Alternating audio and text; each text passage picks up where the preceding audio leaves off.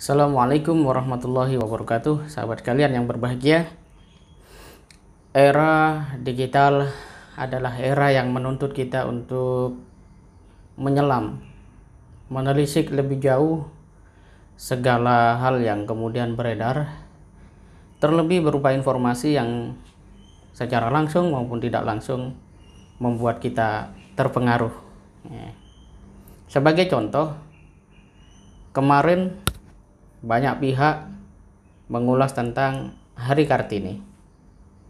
Ada beragam narasi yang muncul, tapi yang dominan adalah tentang emansipasi. Ini adalah sebuah teori yang memandang bahwa wanita tidak boleh kalah dengan pria.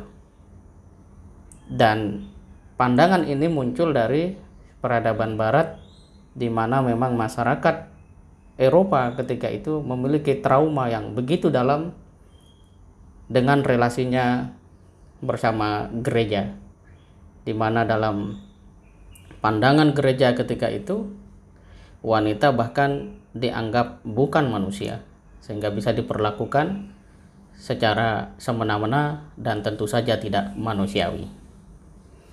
Pertanyaannya adalah, apakah sejarah Eropa yang traumatik dengan gereja sama dengan sejarah bangsa Indonesia atau umat Islam di Indonesia?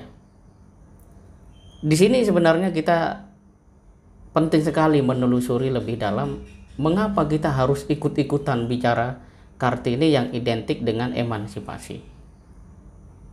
Walaupun sebenarnya kalau kita nanti masuk ke dalam sosok Kartini itu sendiri secara komprehensif, kita tidak temukan bahwa Kartini itu adalah sosok yang memperjuangkan emansipasi. Secara kultur, budaya, kehidupan yang ada di sekitar Kartini ketika itu sangat tidak sama dengan kehidupan wanita di masa barat traumatik dengan gereja.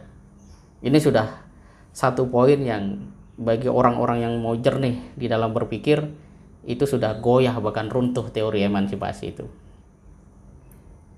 Nah, lantas apa yang mesti menjadi sebuah catatan kita ketika bertemu dengan R.A. Kartini? Ya, pertama, disinilah pentingnya tradisi membaca. Kita harus membaca dalam upaya mengenal Kartini secara utuh. Betulkah Kartini itu memperjuangkan emansipasi? Apa bukti bahwa kemudian wanita ditindas ketika itu? Yang pasti Kartini hidup dan besar di tengah masa penjajahan Belanda, dan Belanda adalah orang atau satu bangsa yang ketika itu tidak memanusiakan manusia, di mana yang boleh sekolah hanya ningrat, priayi, atau orang-orang yang dianggap Belanda menguntungkan. Masyarakat kecil, rakyat jelata itu tidak boleh sekolah. Sebenarnya kalau kita mau lihat Kartini, kita juga harus lihat masa penjajahan itu, sehingga kita sadar bahwa sebagai bangsa sejak lama kita ini sudah dijauhkan dari ilmu itu sendiri. Nah, kita gagal melihat secara utuh sebenarnya bagaimana kita bicara Kartini. Kalau kita mau bicara Kartini, kita juga berbicara tentang apa yang terjadi di sekitar Kartini itu sendiri. Sebagaimana kita berupaya memahami banyak hal yang kemudian kita kaitkan dengan situasi dan kondisi ketika seseorang atau tokoh itu hadir di dalam ruang-ruang kesadaran masyarakat kita. Yang kedua, benarkah Kartini itu seorang feminis dalam pengertian memperjuangkan emansipasi? Ya, jelas secara historis perbandingan tadi sudah menunjukkan. Ternyata kalau kita berbicara Kartini secara utuh, memang Kartini mengalami dua tahap di dalam hidupnya. Pertama, memang terpengaruh dengan peradaban barat yang sempat dianggap sebagai sebuah peradaban keren gitu ya, ya ekspor gitu.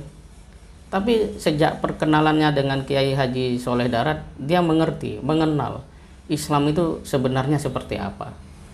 Dan ketika itu dia kemudian memiliki kecintaan terhadap Islam dengan kecintaan yang begitu tinggi, sampai kemudian dalam surat-surat terakhirnya dia menyampaikan bahwa habis gelap terbit terang.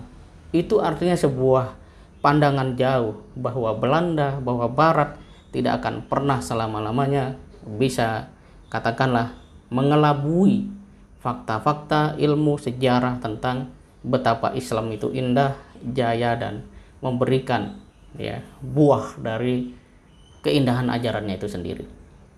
Nah, sahabat kalian yang berbahagia, era digital itu memang mengajak kita untuk berpikir jernih. Dan untuk bisa berpikir jernih, kita memang harus aktif, bahkan agresif gitu ya, melakukan upaya-upaya memahami secara substansial apa yang terjadi. Apalagi kalau era digital seperti ini, narasi begitu banyak ya, tersaji dalam beragam bentuk yang kalau kita tidak memiliki cara pandang ya atau worldview di dalam kajian filsafat Islam itu, maka kita akan tergelincir oleh arus informasi yang begitu besar dan begitu kuat. Maka langkah strategis kita adalah kita kembali mengambil sebuah pertanyaan penting. Apakah benar apa yang dibicarakan oleh banyak orang itu? Kalau dulu dikatakan ada era post-truth ya, di mana kemudian kebenaran itu bisa tampak tidak benar dengan beragam agenda dan upaya, maka hari ini kita harus menelisik semua itu. Dan kita tidak boleh mempercayai informasi begitu saja. Terlebih Islam sebagai sebuah agama, sebagai sebuah peradaban, itu memang secara langsung pernah mengalami ketegangan interaksi dengan peradaban Barat, terutama ketika terjadi yang namanya kolonialisme, imperialisme, di mana masyarakat Muslim di Indonesia itu dilarang sekolah, tidak boleh menuntut ilmu, dan pada akhirnya biarkan sajalah umat Islam itu bodoh. Nah, fakta sejarah ini harus membuka pikiran, membuka wawasan, kesadaran bahwa generasi muda Muslim itu harus betul-betul jernih di dalam berpikir.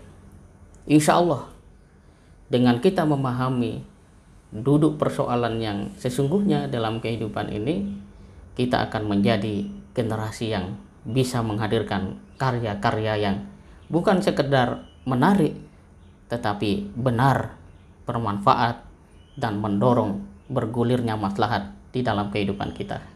Semoga bermanfaat. Hari Kartini adalah hari di mana kita harus banyak belajar, tidak boleh tunduk pada arus informasi yang beredar, apalagi itu yang mendistorsi makna, nilai, bahkan fakta dari sejarah itu sendiri. Semoga bermanfaat. Assalamualaikum warahmatullahi wabarakatuh.